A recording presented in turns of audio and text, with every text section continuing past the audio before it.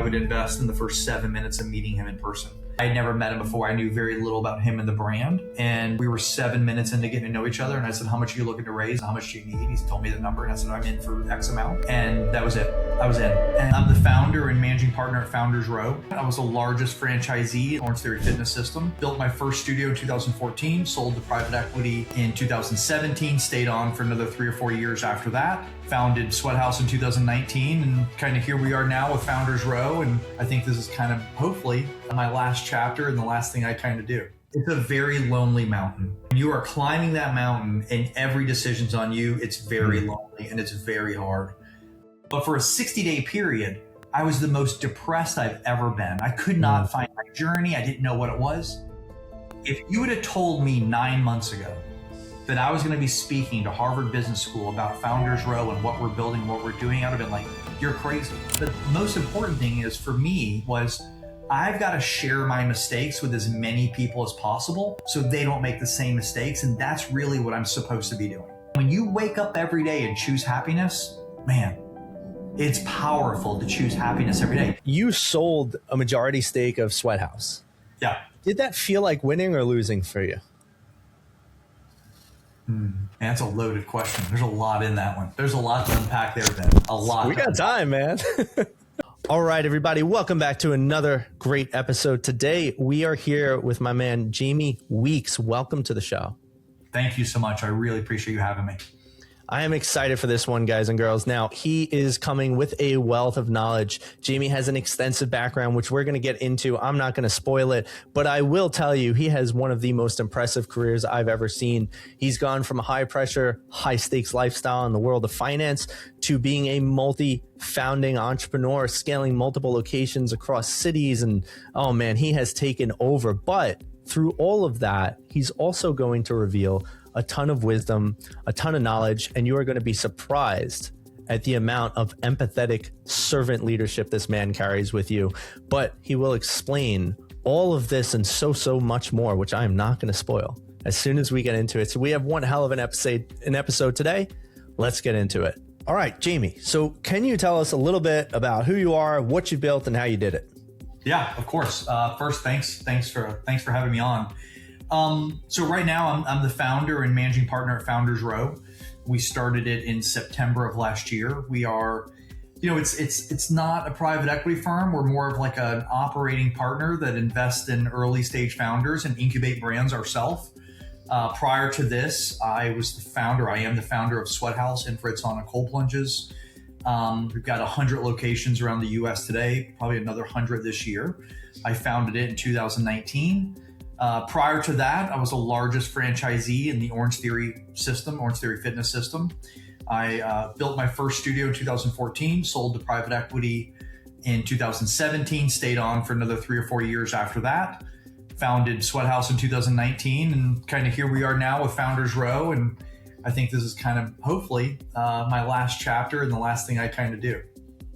I love that for you, man. Well, listen, I got a question because I did a little research on you. I like to know who I'm speaking with. Yeah, of course. And you had this career prior to this. You were in finance, right? You were on Wall Street. You were doing this high pressure lifestyle, and then you transitioned into entrepreneurship. Yeah. What was that like for you? Yeah. It's actually I don't get asked that question enough, and I probably should talk about it more because it's I talk to so many 22 to 30-year-olds that want to be a founder, want to be an entrepreneur, and want to go do their own business. And I respect it, admire it, love it, all those things. But I didn't become an entrepreneur until I was 38, 39 years old. I mean, I had 16, 17 years of experience on Wall Street to really kind of understand. Let me tell you something. At 38, 39, you're very different than at 28 and 29, right? Yeah. The eagerness of 28 and 29 and being naive and just assuming all things go great. At 38, 39, you've had a couple losses. You've experienced life a little bit more. And so I think that, waiting to become a founder and entrepreneur for me at 38, 39 was a big deal because for 16, 17 years, I was fortunate. I was working with family offices and high net worth clients. And the common theme with all of that was majority of them were a business owner of some form or fashion. They were a founder in some way. And I was seeing a drive and a hustle and a passion for whatever it is they were doing or whatever it is they did that I really respected, appreciated, and it really was inspiring and aspirational to be something like that. And so when the time came for me to kind of start making a bet on myself, at 38 or 39, it was the right moment. And for me, betting on Orangetheory and betting on myself inside Orangetheory system was the first real bet on myself. You know, it's a funny example you bring up too. I host these monthly entrepreneur dinners here in New York. And last night we actually had two people who are pretty successful and high ranking in JP Morgan. And both of them were talking about, I can't wait to transition and start my own business, but they're younger, they're in their 20s. Yeah. Do you feel like a lot of younger people are trying to rush success? Yeah, I don't know about rush success. And I don't know that, listen, what we don't know is that if I had made this bet when I was 27 or 28, would I be a billionaire today? Like I don't know that. I don't know the answer. Right. I only know my journey. And I will say that at Founders Row, we work with a lot of young founders and entrepreneurs, and I am blown away by the level of acumen that they have versus what I had at their age. And it's because their access to information versus my access to information. Let's be very clear. 25 years ago, when I was 25, 26 years old, the internet was in the infinite stages. I mean, you didn't just go on Google and find a business plan and start learning and understand it. You didn't have YouTube where I could just go learn anything I want to learn. And so information is traveling so fast and it's so accessible that the business acumen, the business intelligence of a 30-year-old today is probably like a 50-year-old 20 years ago. Yeah, that's a great point, right? Everybody's got so much more access. And even now, I've used ChatGPT. So I buy laundromats, for instance, right? I use ChatGPT to help me look through the contracts that these people were sending me about the laundromat we were buying. I was like, hey, is there anything in here that can hurt me? And it helped. Yeah. I didn't need to consult a lawyer.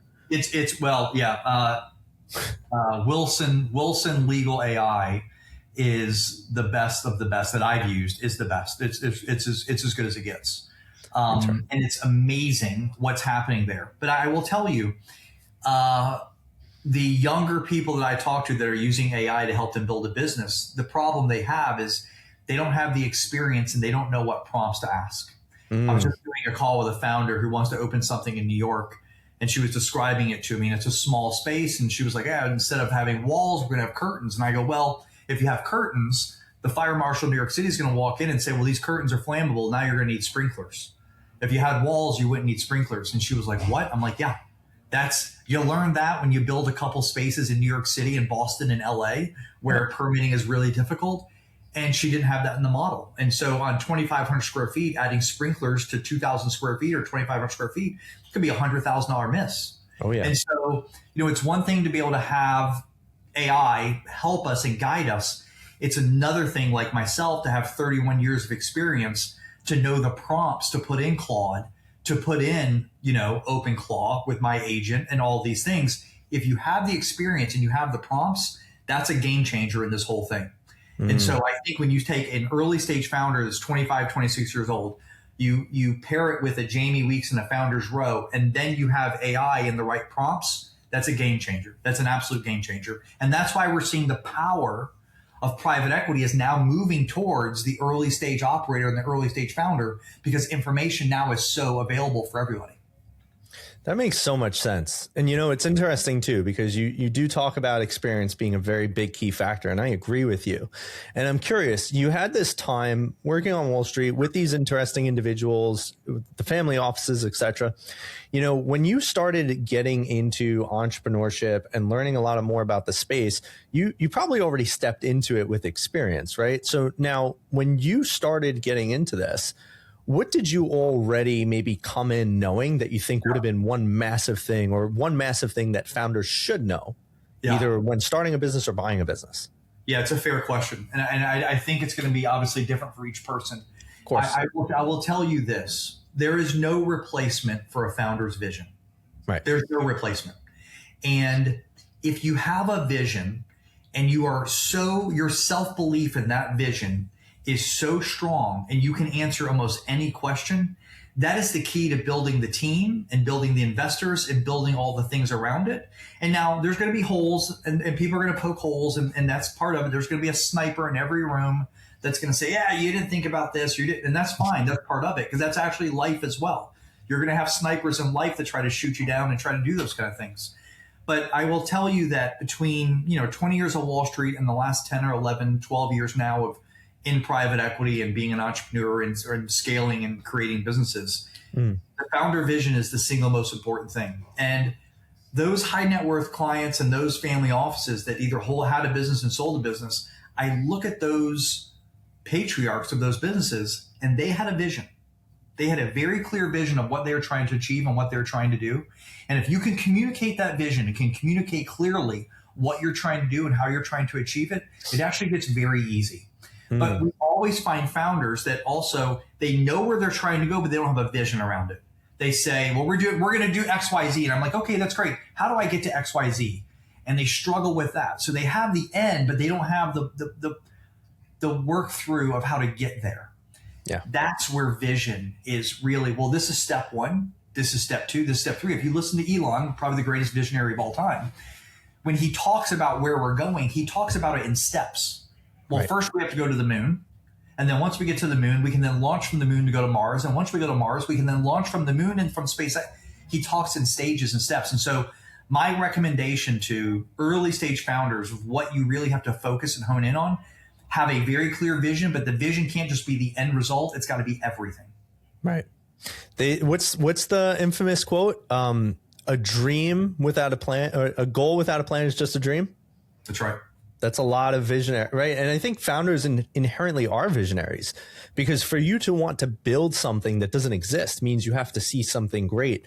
But to your credit and your point, I believe they get so in love with the vision that they stop and they don't ask themselves, how do we actually make it a reality? So yeah, I love that. I've been there. I am not an easy founder to deal with, because I have such a strong vision. And I think the other problem is that I've proven it a couple times now. And so that makes it even tougher for me to kind of lock into kind of something. But I will tell you that I would say in the last 5 or 6 years, I've realized how little I know.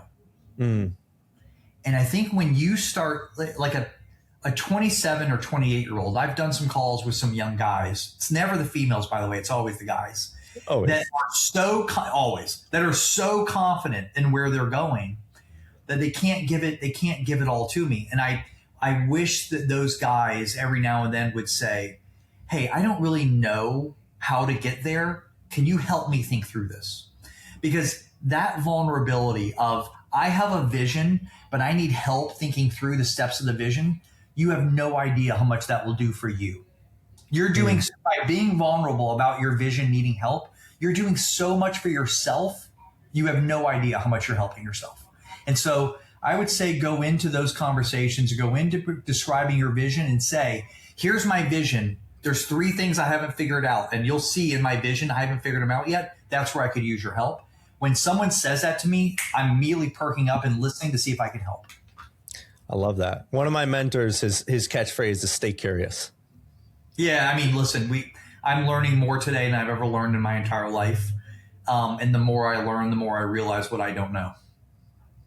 It reminds me, did you ever hear that the story about, I believe it was Socrates, and he was going on this little adventure with this guy, and they visited the Oracle of Delphi, which is she is the top knowledge of the world. And this guy comes to her with a problem, and Socrates is obviously renowned as such a wise philosopher. And she looks at him and she goes, "You there, Socrates, do you know what the answer to this problem is?" And he just says to her, "The only thing I know for certain is that I know nothing at all." Yeah.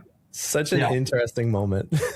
Yeah. I mean, I think, listen, you have to realize that as much of a plan you may have, life has a different plan, and you don't get to choose what that plan is. And that's the same with business.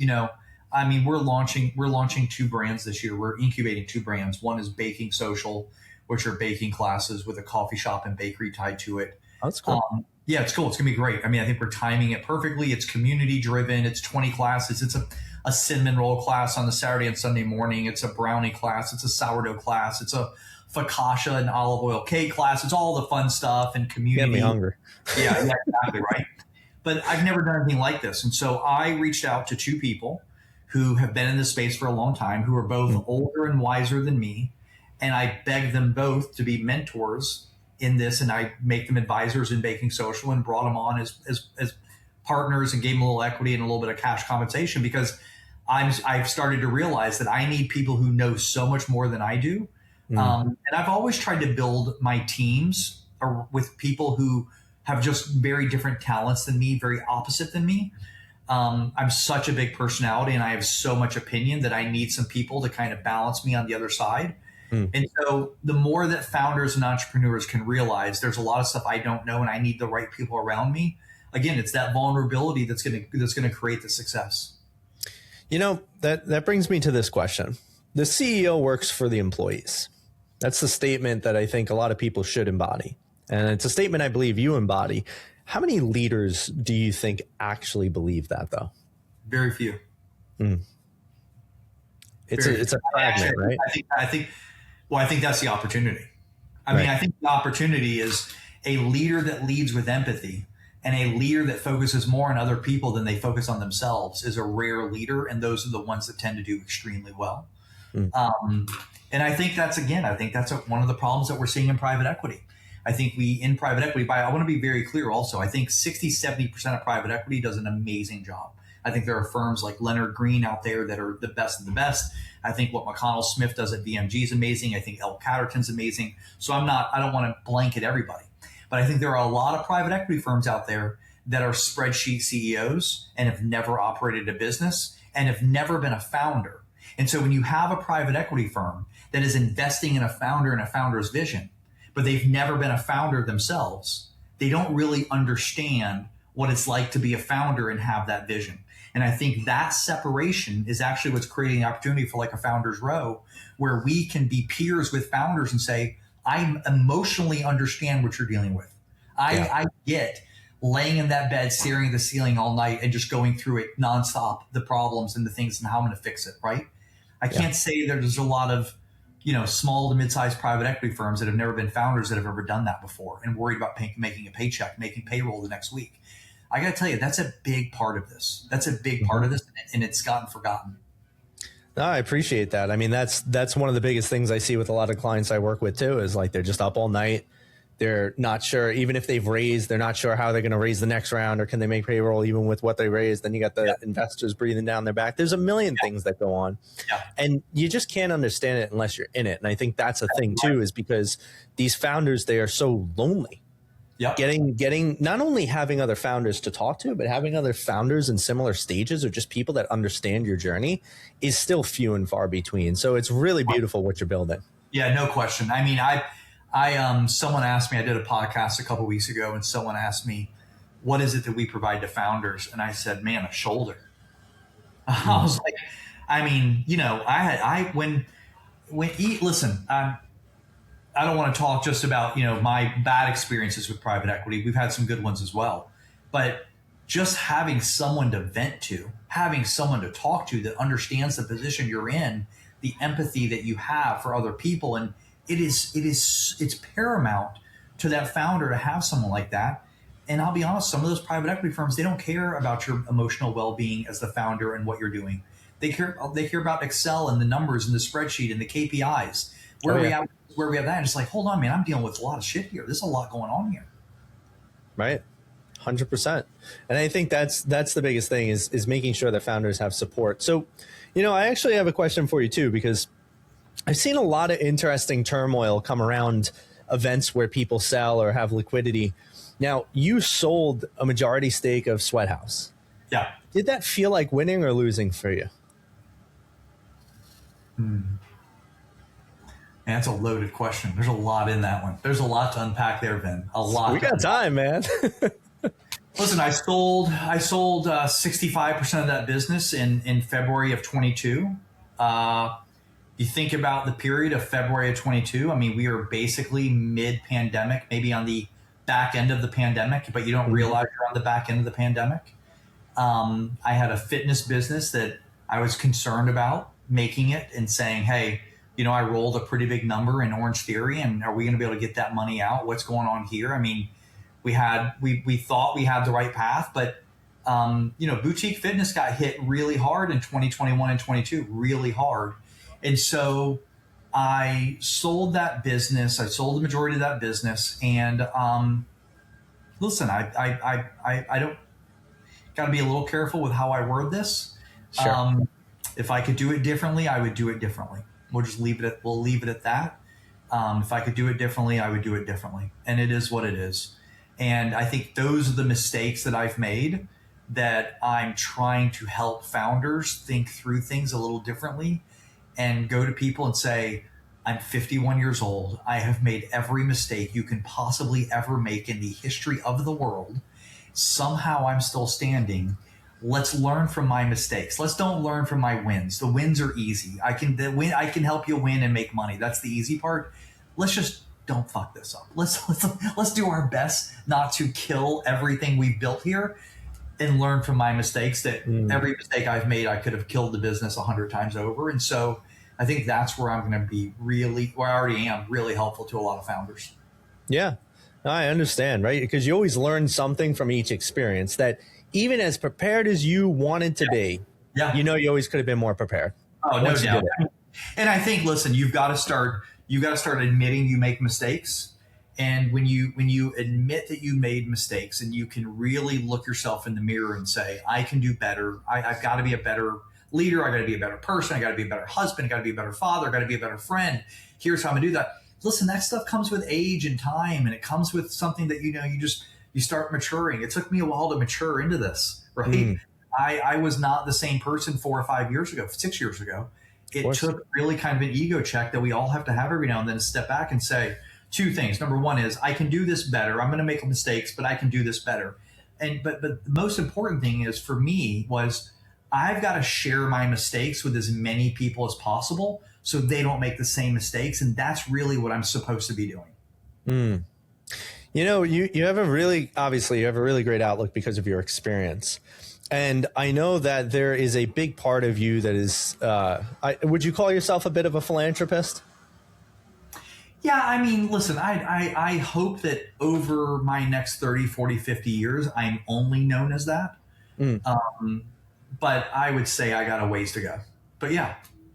So, Jamie, let me ask you this.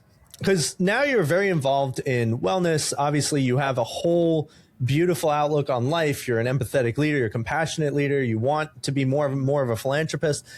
What do you believe the wellness industry is getting wrong today that nobody's really saying out loud? Wow. Oh my God, Vince, so many answers. I'm a little more concerned about wellness and franchising.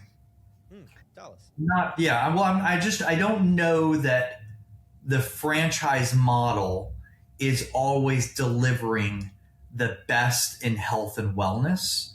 It feels at times that the franchise model in health and wellness and fitness is much more about the spreadsheet than it is about the actual member and changing the client's life. I'm not saying they're all like that, but I think that there needs to be a deeper focus on having the impact, a health and wellness impact on the life of the member and the client versus just the ROI of the member or client. How much money can we take of the wallet share of the member is a lot different than how much longer can we help this person live and live a better life. And so, and maybe it's not just franchising. I probably shouldn't have said franchising, but I do think when I think about health and wellness businesses not being as focused on the client as much as they should be, it typically is a franchise model. And so I think one thing that we're getting wrong is we're trying to scale these things to make a ton of money instead of really focusing on the client and the member of how we're having an impact on their lives. Because if we focus on that first, the business will scale. Right. And so let's make an impact on people's lives first. Let's deliver the greatest experience we can deliver. Let's deliver such a good experience that they want to keep coming back over and over, instead of saying, well, it's a franchise, let's do it cheaper and just get more people in. That's not really having a massive impact on people's lives. I absolutely love that point. You know, I don't know if you had saw this. I don't even know 100% factually how true this is, but I was reading a report on the difference between the CEO of Costco, the employees, the turnover, all of these different things, and the CEO of Sam's Club, and same. CEO of Costco is making $950,000 a year. The CEO of Sam's Club is making $25 million. The retention rates are drastically different. The hourly pay is drastically different. The employees being full-time versus contracted, drastically different. And it's so funny because it's the same model, selling the same products, but one of them has much higher turnover. One of them has a lot lower quality of life, and yet they're the same thing. And so we see it's not really a person-first model. It's more about how do we maximize profits. And I think to your point, a lot of companies are focused on that. But they don't realize you can actually maximize profits by doing better by your people. Everything's the business of people. Everything's the business of people. But I think what happens over the next 3, 4, 5 years is we're truly seeing the power of the operator and the founder. We're seeing power move to the operator and the founder.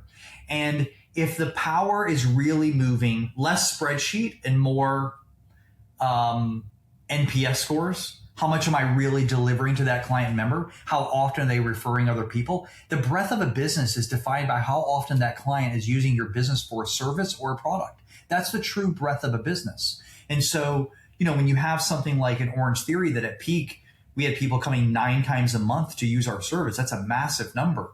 Like that has to be the focus. And if that's the focus, then I think what we're going to see is less people talking about scaling and more people talking about retention of that member and that client for many, many, many, many years. I'm so excited about that. What do you think is going to be one of the first steps that could actually really start pushing us more in that direction? I think it's already sort of happening with AI. What do you think is really going to tip the scale to get us there? Wow, I don't know. I guess it depends on the business. But I will tell you, let's use Chick-fil-A. Let's use Chick-fil-A. It's as good of a service model as you're going to find. There's a meme today. I'm in Atlanta. So there's a meme today that says, hey, TSA is all cleared up down at the airport because the Chick-fil-A drive-through team stepped in and they're running it. Imagine that meme being about your business, of how efficient and how well your service is. That says so much about them and who they are. And so when I think about the things in my life that I enjoy, they are typically restaurants and food and services with my family where the service is paramount and second to none. And we all aspire to have that in some form or fashion. I'm very fortunate that, I get to go to some really nice places and experience some really cool events and experiences. And when you start really looking into it, the service and the way they make me feel is so much more important than anything else. And that's something that, we've done 8 deals at Founders Row since September. So 8 deals in about 5 months, 6 months. And my focus with all of these portfolio companies at the time, and we'll probably do 5 to 10 more between now and the end of this year. We'll end up doing about 15 deals this year, is really how are we making people feel? If we focus on the clients and the members and how we make them feel, are they leaving happy? When they get our product, are they happy? Are we making them feel good and better about themselves and what they're doing and value? If we're doing that, we're going to win every single time because there's not enough people focused on that. But Chick-fil-A leads with it. And so the food is consistent, but it's a small menu. But the service is so good, they don't need a big menu. But when you have a really big menu, you don't rely on your service. You're relying on the big menu. And so you've got to find that balance. It really speaks to just becoming a master. Yes. And I think that's what a lot of people are failing at. I've seen a lot of people want to get extraordinary results with a generalist knowledge or generalist mentality. You do it. No. Yeah, exactly. So let me ask you this. I'm super curious. You've had a very interesting journey. You've had probably plenty of ups and downs and learning experiences along the way. A lot more downs than ups, but yes. And you know what? And that's what I'm most curious about, because I think it's the toughest moments that build us. They're character building moments. You know, when you were building this empire, you were scaling to 140 studios. What would you say was one of the lowest personal moments you've experienced? I'm not talking the business. I'm talking you. I mean, it's too deep for this one probably. But listen, it is a very, very lonely. It's a very lonely mountain. When you are climbing that mountain and every decision's on you, it's very lonely and it's very hard. And so we had a couple of moments in the Orangetheory business, between the pandemic, between employees having issues, between, you know, former employees going on Reddit and blowing us up and just saying this and saying that, and people, the keyboard haters everywhere, just saying things all the time. You know, it's just like, it's really, really difficult. You gotta have some real thick skin there, and you gotta have a core group of friends and family and people that you can rely on and lean on when times are tough. And if you have that, that's really all that matters. I mean, Vin, listen, I'll be honest with you. You're how old are you? I'm about to be 35. 35 years old.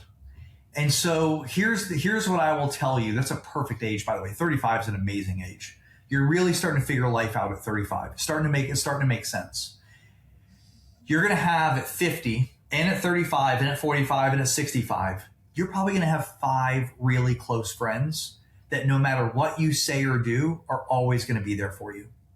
Outside of that, you're going to have another 10 that are close, that are friends, and would be there for you, but they're not like that 5.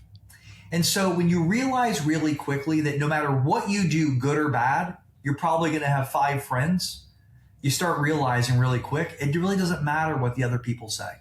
It really doesn't matter, because your friends and family love you no matter what. Every time you make a mistake, they're going to love you. And every time you do really well, they're going to celebrate you. I've watched over the last 11 years which of my friends celebrated my wins and which of my friends just kind of disappeared every time we won. And you're going to know really quick, the ones that celebrate your wins the most, those are your true friends. Those are your true friends. And I lost a couple really good friends that didn't celebrate with me, but I would have always celebrated with them, but they didn't celebrate with me. And so it's very cliche, but watch who celebrates with you. Those are your true friends. I agree with that. I think that, you know, everybody especially, and I found that this is a really big differentiating point, and I'm sure it's going to just keep happening time and time again.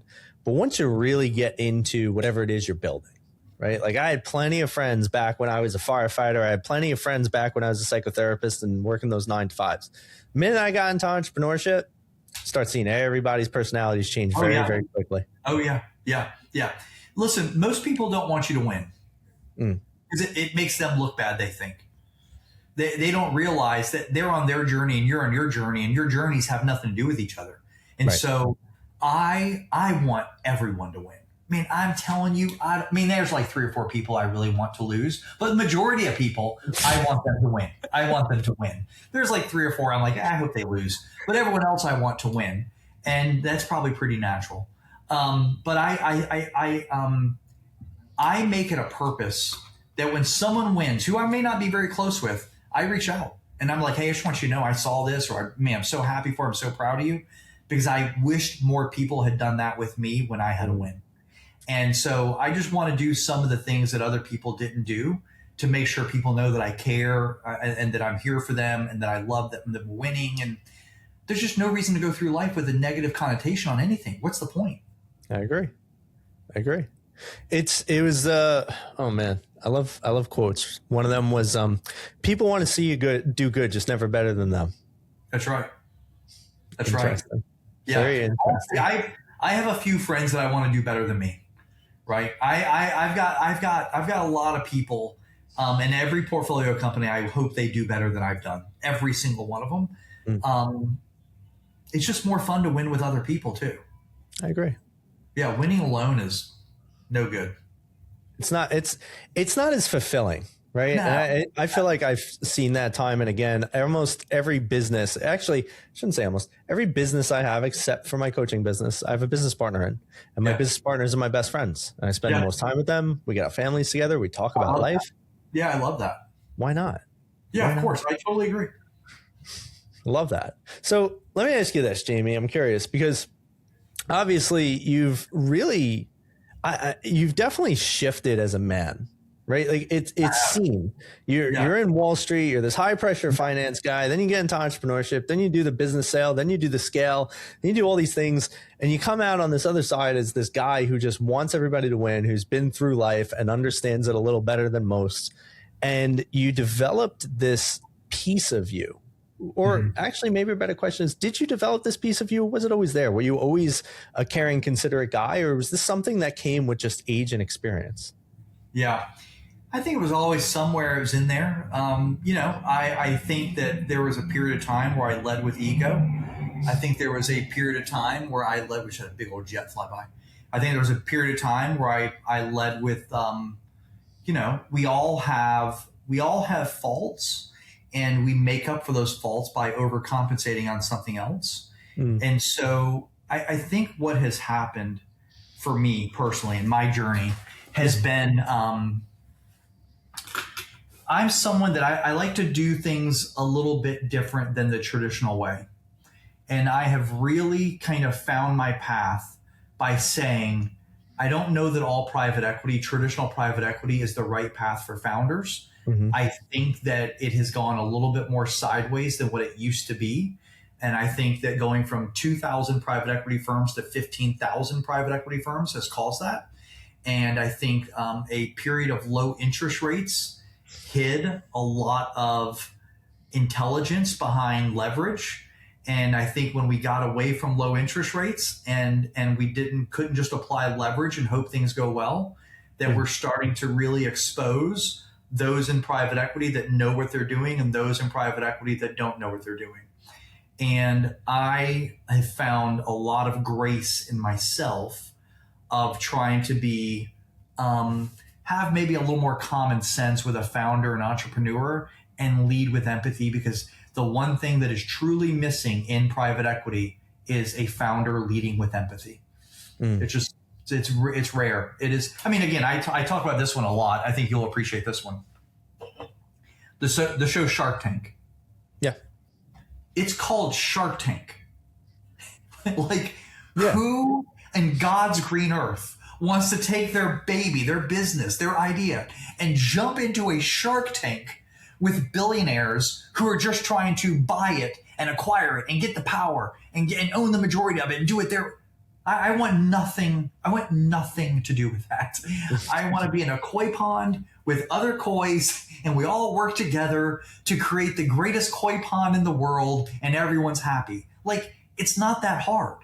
It's not that hard to just not be greedy. Yeah. And I'd rather lead a different way. I'm not saying I always led this way. I think there's a lot of people that have worked for me with me for the last 11, 12 years that would say that I always led with empathy. But is it, was Nick Saban? You think Nick Saban's taking a lot of opinions on the sideline? I don't think Bill Belichick's taking a lot of opinions. And so there's that balance of leading with empathy, but also being the leader saying, here's the vision, here's the plan, let's just move forward with it. This is what we're doing. If we make a mistake, we'll fix it and go and do something else. Actually, that brings me to a question that's been burning in my mind. You've had a lot of locations. Yeah. You've had to have a lot of employees, a lot of managers, a lot of people. Big question that a lot of founders have is, how do you sustainably scale? I mean, and they're trying to figure out how to scale maybe one location or one business, and you went and you scaled this empire. Yeah. What would you say is one of the biggest keys, or a few of the biggest keys, that you could give to founders who are looking to scale successfully? Don't be scared of mistakes. Mistakes are your best friend. There's two ways to scale, by the way. I just had this conversation a couple days ago with somebody. If you have 3 locations in LA, is that scaling? I would say no. I would say you got 3 locations in one city. You really haven't scaled anything yet. When in 2019, when I opened the first 2 SweatHouzes, I opened 2 in Atlanta. And then I said, well, I've got to prove this out. I've got to prove this in a different way. I've got to go to Portland, Dallas, Boston, Charleston, Atlanta. So we built our first 8 SweatHouzes. We're in 5 different cities. I had different pricing in each one. Some of them had a different look. Some of them had a different feel, because I was more concerned with getting the first 5 or 6 right and making sure number 7 through 500 were perfect. And so a lot of times we see founders that have one location work really well, and they just go do that immediately in the next city and this. And instead of like saying, hold on, if you think there's 500, then the first 5 don't matter. The first 5 should be where you're throwing everything against the wall to see what 6 through 500 can actually do. And I think the mistake that founders make in the early stage of scaling is they're scared to make mistakes. But mistakes early are the best thing that can happen to you. You want to make every mistake you can. You just got to correct it fast. You got to correct it really fast. And so when you move with speed and you move with conviction, the faster you make mistakes, the faster you can correct them, the faster you get that experience. And the faster that I get experience, the faster I can scale. I think that's the first thing. Okay. Don't be afraid of mistakes. The second thing is you've got to have the team that's going to be your team. And by having a team that can help you scale, they got to be owners. And the top 10, 15, 20 people in your organization, it's hard to tell them to act like an owner if they don't have ownership. And so let's don't be greedy. Let's give some equity to these people that are going to help you scale this business. If you're going to say, act like an owner, I got to be an owner. You can't help me to act like an owner if I'm not an owner. And so put your money where your mouth is and make me an owner. I love that. So, I'm very curious about this. Now, you happen to see things in a very different way than I think most people. So now with your new company that you have, Founders Row, are you basically creating the model that's really about, the people first, the founder? I mean, I'm sure you are, but how are you doing that? How are you bringing that to life in the way that you interact with these companies? Yeah, it's a great question. So I think what we're going to do at Founders Row, we're going to have 3 different models here. Okay. And we've already implemented them. I mean, we're going to have a model where we take advisory shares, small amounts, and that founder has 24/7 access to me. I live on my phone, text message, and they got 24/7 access to the team. Now, what's different with our team is we have a head of social media. We have a head of development that does all the real estate and building out studios and construction. We're in the process of bringing on a head of finance. And then you've got myself and Jess Vion, my partner, who have operations and scaling and marketing backgrounds and all those things. And so whereas at a private equity firm, a typical traditional private equity firm, you have a bunch of guys that have worked in finance that have never really, maybe they've worked in a company here or there, but they've never scaled and really kind of operated a company day to day. And I want to provide my founders and my portfolio companies the team members that they actually need on their team to help them. So they don't have to go hire them. Like SweatHouz is an example, a Pilates and Legree studio here in town that we have invested in. They have 2 locations. She needs help with marketing and help with development to build more studios. We're doing her marketing and we're doing all of her development. She doesn't have to go hire that. Well, that's what you're supposed to do as a partner, right? Mm-hmm. So the first model would be advisory for shares, a small amount. The second would be we actually invest some money in the partnership, and that would be SweatHouz, the pizza company that's blowing up, Elite Picks, Siegelman Stables, a couple of these other ones we've done. And then the third model here for us is we incubate brands. And that is probably what we're going to be most known for. I mean, first is Baking Social that we partnered with Shane Quillen, who owns Sugar Shane's Cookies here in town, 4 locations. Mm-hmm. He wanted me to invest in Sugar Shane's, and I was like, bro, there's no way I'm competing with Crumble. There's no way that's happening. I said, but I got an idea. And so he came to the office, and in about 20 minutes, he was just like, I'm in. I'm 100% in. This is the path.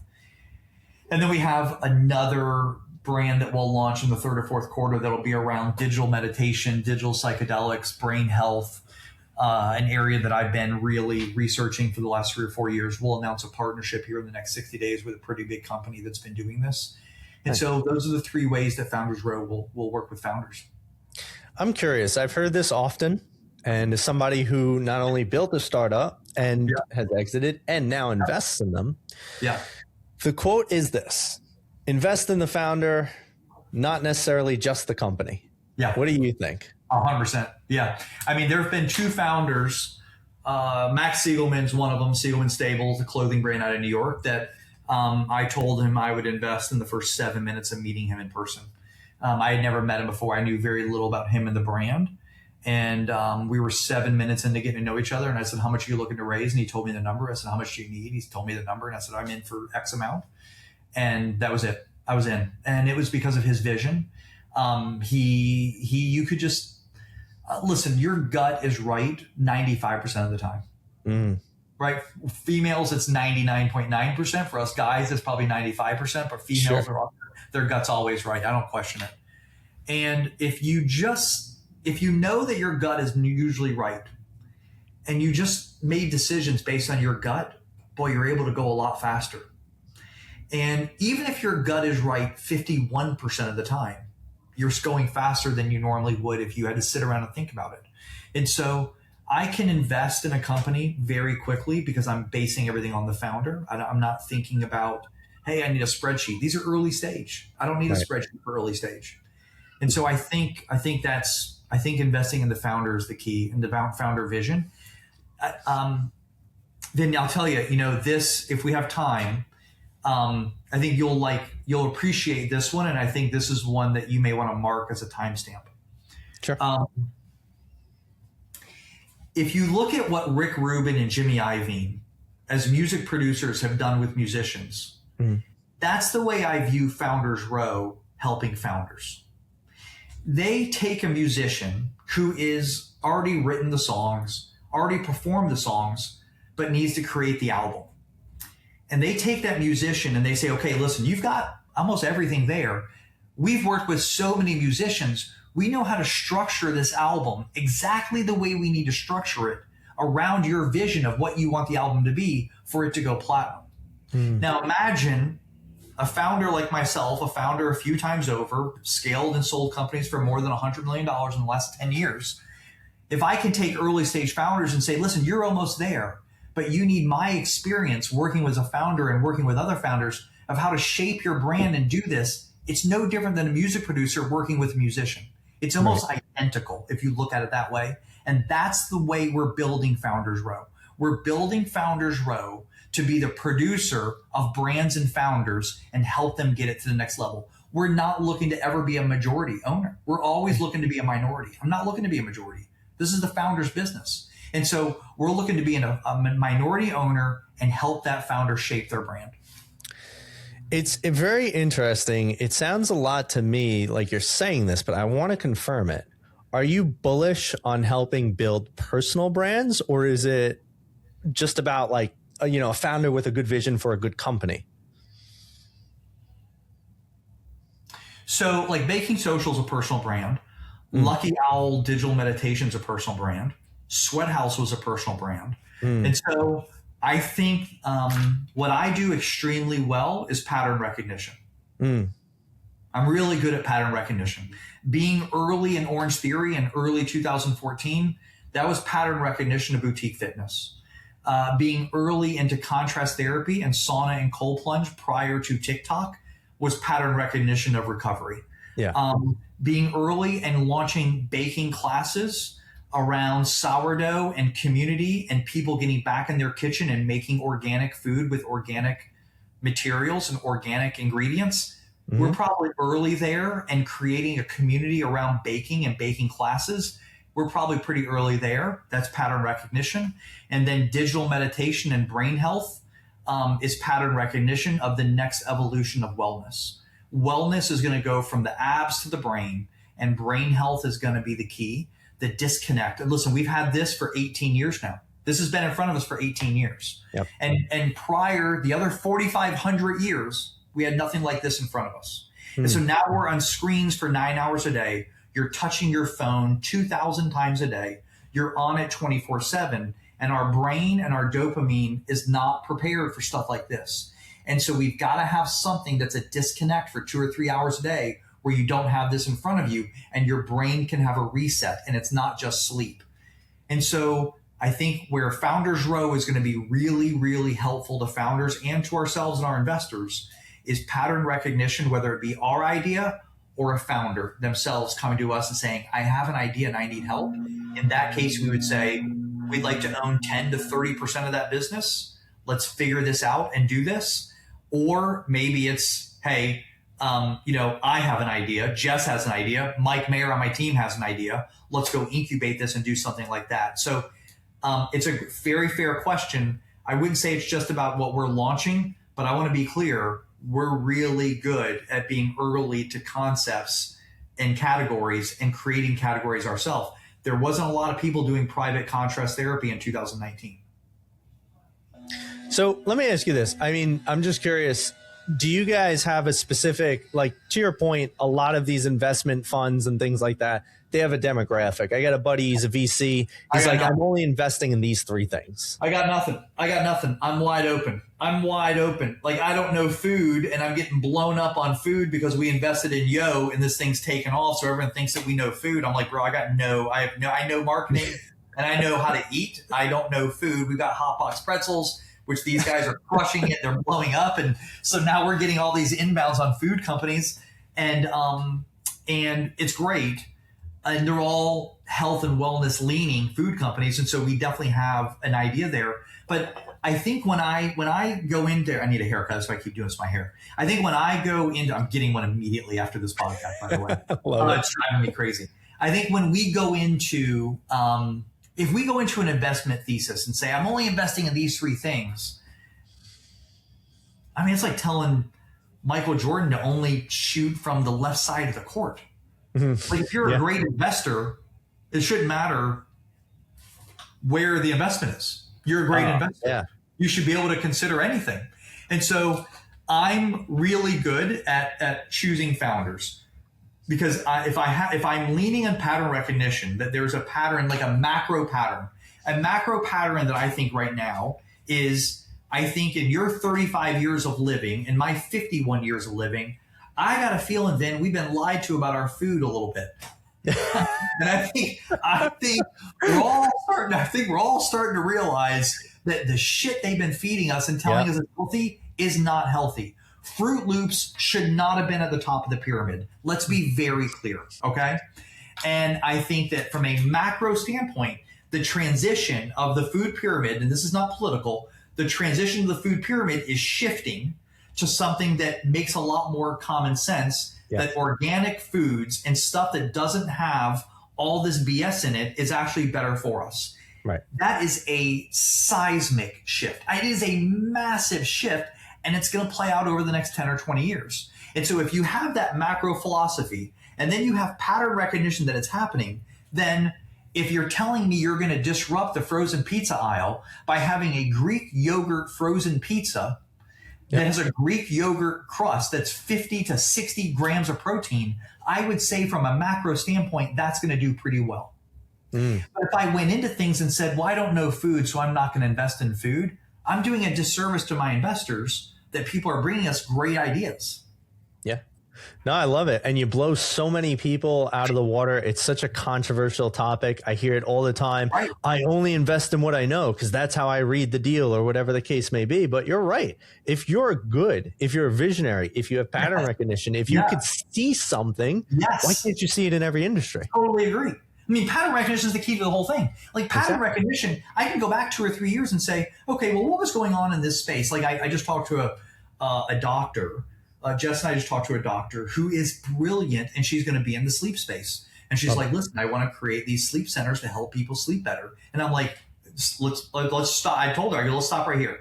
Pattern recognition is that I own 2 8 sleeps. The 8 sleep has changed my life more than any wellness device that I have used in 50 years on earth.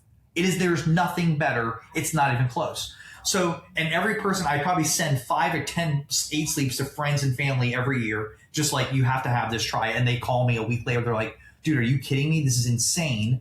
It's regulating my sleep based on my temperature, and it's warming up and cooling the bed to keep me in a deep sleep longer. I'm like, yeah. So the macro position there is that, guess what? We all are trying to sleep more. She wants to create sleep centers, and she's a doctor. So the macro position there from a pattern recognition is she's on the right path. Now we got to figure out, how do we do this in a 4-wall, brick and mortar basis to make this the right model? Right. But from a macro position, now, if I have someone coming to me saying, hey, listen, we have a new candy we're launching, and it's an unhealthy candy, but we're gonna compete, and we're gonna destroy gummy bears. We're the new gummy bear. And I'm like, well, is it healthy? No. Well, that's from a pattern recognition. That's not where candy's going. Right. Candy's going healthier, and so it's got to be healthier. Yes. That's pattern recognition. I love that, man. Oh man, we could have such a great conversation, because now we're getting into my topic of psych, but we won't. We're getting out of time. So I gotta ask you these final few questions, Jamie. Yeah. It's absolutely been phenomenal having you on. Yeah, of course. Let me ask you this. How can people potentially get in touch with you, Founders Row? How can they get involved in what you're doing? Like, what is there a great call to action here for people? Yeah, I mean, the typical response is find me on LinkedIn. Here's the thing. I don't have LinkedIn. I hate LinkedIn. I think LinkedIn's the worst shit in the world. People telling me what they've done at their job. That's your job. That's your job. I don't even know what you did. So you can go to the website and you can email us, or you can find me on Instagram, Jamie Weeks ATL. Shoot me a DM. Find Founders Row on Instagram. Shoot us a DM. I'm the one answering them. Me and Tori Harris and a couple of us are answering them. So we'll get back to you pretty quickly. I love it. Awesome. And you've obviously given a lot of phenomenal advice throughout the whole podcast. I don't even know if I could really ask you this question, if there'll be anything left, but You can ask me anything.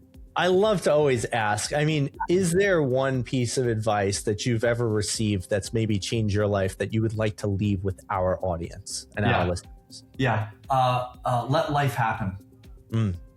Just let life happen. You can't choose. I know you think you have a plan. I'm going to look at the camera. I know you think you have a plan. It doesn't matter. It's not going to work out. It's not going to work out. Whatever your plan is, whatever your faith is, whatever you believe, I'm telling you right now, I can't point to one plan that's worked out. That worked out the way I thought it was going to work out. Nothing ever does. And so if you let life happen and you just go on the journey of life and you try to find that silver lining, that positive silver lining in anything and everything that happens to you, you just won't believe how much happier you're going to be. And when you wake up every day and choose happiness, man, it's powerful to choose happiness every day. I didn't always choose happiness, but when I started choosing happiness, you just won't believe what will happen to your life by choosing happiness, and just let life happen. Just let it happen. I love it. I love it. If you're open to what could happen in life, you will be absolutely surprised at how great it will go. That's one of the biggest things I've learned. Can't believe it. Yeah. I mean, listen, I left SweatHouz in April of last year, and it wasn't easy. That private equity firm didn't want me there, and I didn't want to work with them. It was just, we were going sideways. But for a 60-day period, I was the most depressed I've ever been. I could not find my journey. I didn't know what it was. That was April 24th of last year. I'm speaking to Harvard Business School about Founders Row and what we've done. If you would have told me 9 months ago that I was going to be speaking to Harvard Business School about Founders Row and what we're building, what we're doing, I would have been like, you're crazy. But it took letting life happen. It may not be easy and it may be really hard, but if you just let life happen, you won't believe, and be positive about it, you won't believe how great it's going to be. Man, guys, I mean, I have the same testimony as Jamie here. Like, if anyone would have told me when I was a depressed teen considering suicide almost every day, that I would still even be alive, forget talking to you and doing what I'm doing, that I'd even still be alive past 30, I probably wouldn't have believed you. Yeah, we've been there. I've been there, bud. I've been there. I've been to the bottom of the barrel. I've been down to the felt. It's awful. And so you got to dig deep. You got to dig deep. And if you can get through those moments, you just won't believe how great the other side of the rainbow is. You will not believe how good it is.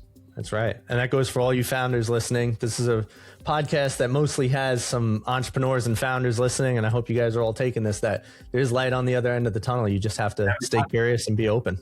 Yeah, that's exactly right. I love it. Well, Jamie, stick around for a few more minutes after the show. I got another couple of things to tell you about, but thank you so much for being here today. I really appreciate your time, your energy, your wisdom, and your presence. Yeah, thank you very much. I appreciate it. All right, guys, girls, there you have it. Go check out Jamie's stuff, get in touch, learn about Founders Row, connect with him, send a message. He's answering it. And of course, don't forget to like, share, follow, subscribe, comment. Let us know what you thought of today's episode, and we'll see you on the next one. Bye for now, everybody.